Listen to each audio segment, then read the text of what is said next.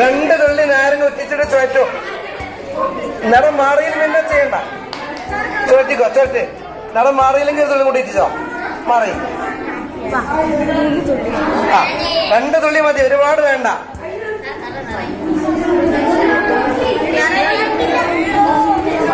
ചെയ്തോ?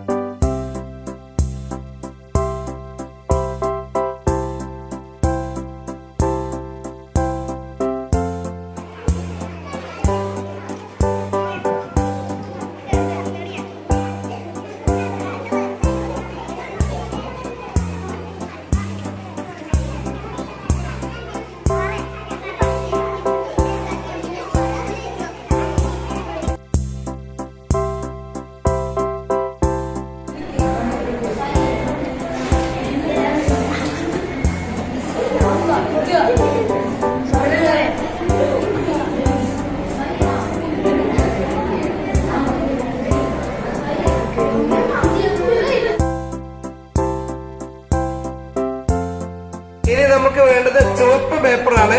അപ്പൊ നിങ്ങൾ നേരത്തെ വിനാഗിരിയിലും മോരിലൊക്കെ മുക്കിയപ്പോ ചെമ്പരത്തി പേപ്പർ ചോപ്പായിട്ടുണ്ട്. ആ ചോപ്പായ ചെമ്പരത്തി പേപ്പർ നിങ്ങൾ എന്ത് ചെയ്യണമെന്നറിയോ?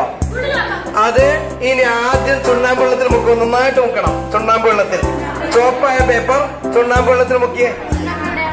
കുറച്ച് കൂടുതൽ നേരം മുക്കിയെടുക്കുക.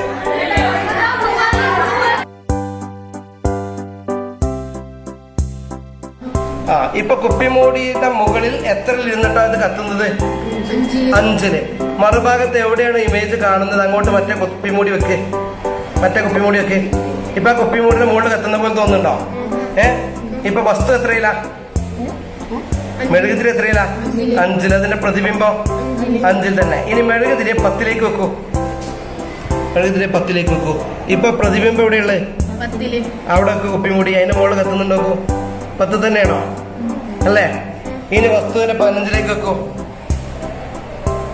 ഇപ്പൊ ഇമേജ് അതിന്റെ മുകളിലുണ്ടോ? കുപ്പിമൂടിന്റെ മുകളിലുണ്ടോ? ഇല്ലല്ലോ. എന്നുള്ള സ്ഥലത്തേക്ക് വെക്കേ.